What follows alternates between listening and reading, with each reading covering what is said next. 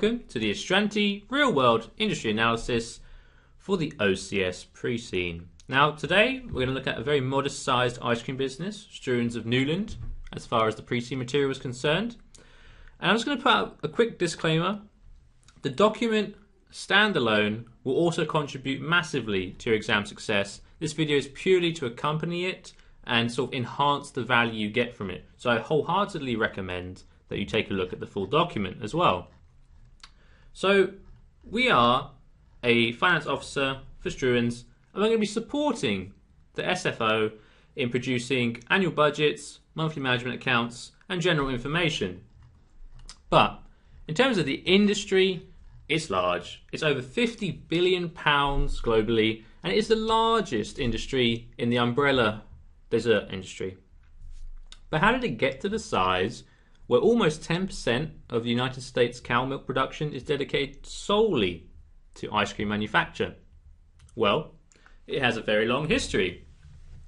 All the way back, in fact, to 200 BC in China. But obviously that's way too far back for us to be concerned with.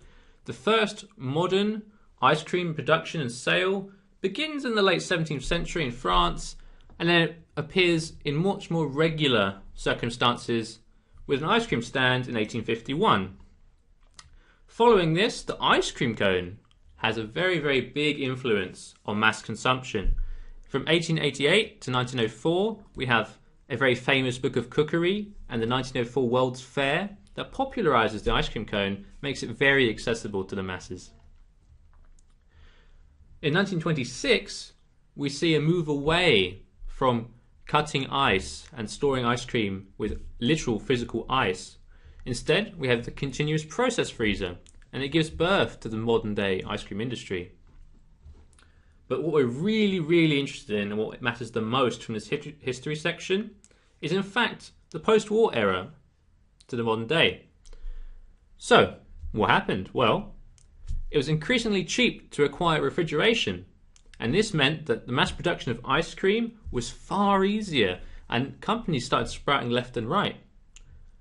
And alongside this, because of the accessibility and the great number of companies endorsing ice cream manufacture, you see a massive uptick in consumption. So with this uptick, we have a very focused branding and product range that focuses on quality and premiumness, if that's an actual word. So from 1980 to now, we have companies such as Ben & Jerry's and Haagen-Dazs popping up and producing fantastic ice creams to the highest quality with unique flavors.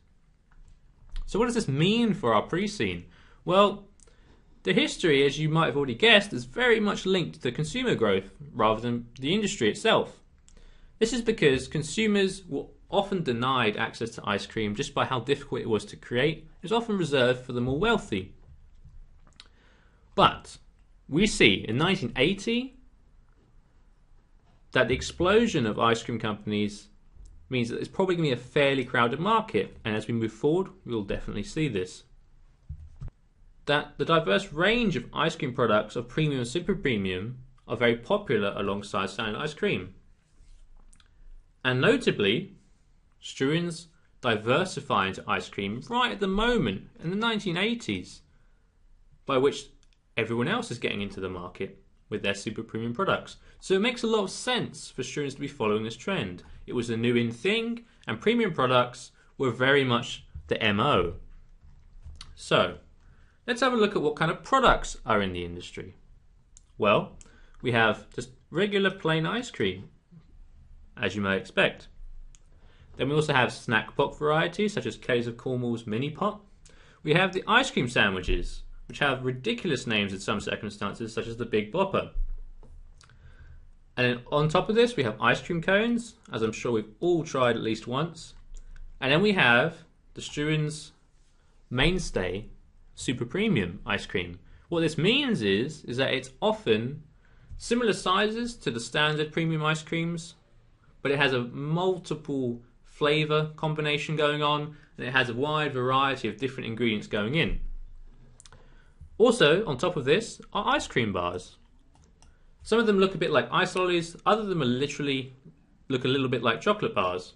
Examples include Magnum, who are very, very successful in the ice cream business. And finally, frozen yogurt, or froyo as you may know it, is a very new and health conscious product that many manufacturers are promoting. Let's have a quick look at the competitors. We see that Magnum grossed the most money, followed by Haagen-Dazs and Cornetto. Interestingly though, if you have a quick look at what parent companies own these brands, you will see that actually a very, very small number of conglomerates are big parts of the ice cream industry. Some other key players are Baskin-Robbins in the US, Kelly's in the UK, and Bluebell.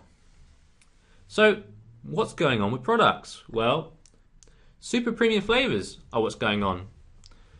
Most companies that are seeing great numbers of success are actually doing this from a basis of super premium flavors, ranging from Haagen-Dazs, Ben & Jerry's, but you also see, notably, even Mihan. They grew a lot based on very basic and family-orientated ice cream in bulk sales. But in recent times, they've actually focused a lot on super premium ice cream, and this is driving company growth. As you can see from the infographic, this is a genuine trend, and you also see choc snacks, which are implying the ice cream bars, and other similar products that are growing as well. Hello again. I hope you enjoyed that preview into what our industry analysis looks like for the OCS pre-scene in November.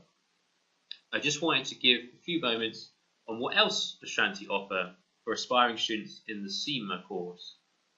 So our base product is the study text. Any module that you wish to complete and achieve in, we have a study text that is designed to be effective and efficient for your learning.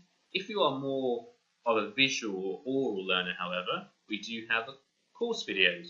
Now these are presentations, very visual, and there's an ongoing discourse about what's happening on the screen from a qualified expert on the module.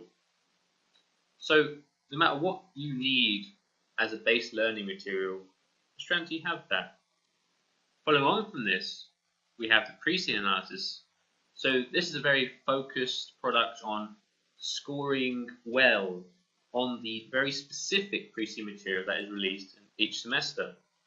So for example, in November, it's about the Struans ice cream company, and the pre-scene analysis breaks down the best issues that are going to come up, all of the nitty-gritty of the exact document, so that you don't have to do that in your spare time. Someone can walk you through it and demonstrate it for you. Alongside this, as you've seen, we have the industry analysis. And this is all the contextual information that gives you that sort of foundation to use all the pre-scene analysis knowledge that you will have garnered. So altogether, you have these comprehensive responses to this pre-scene exam, and you'll score great. Following on from this, if you enjoy having exam conditions, or even at your own pace even, we do offer very similar style exams to what you will actually see in the real exam with our mock exams. And if you want that step further, we do offer a marking and feedback system by a qualified accountant that has passed these exams, that are used to marking these exams, and they can demonstrate to you where you need to improve to become that really, really strong CIMA student. Now, if you need even more, or you feel like, oh, I've started really late and I need to get on top of this, the masterclasses are essentially a crash course that you can watch live or as a VOD afterwards. Now, these cover the entire module, and they go into exactly what you need to know, how each thing is done, is entirely comprehensive in as short a space of time as is possible.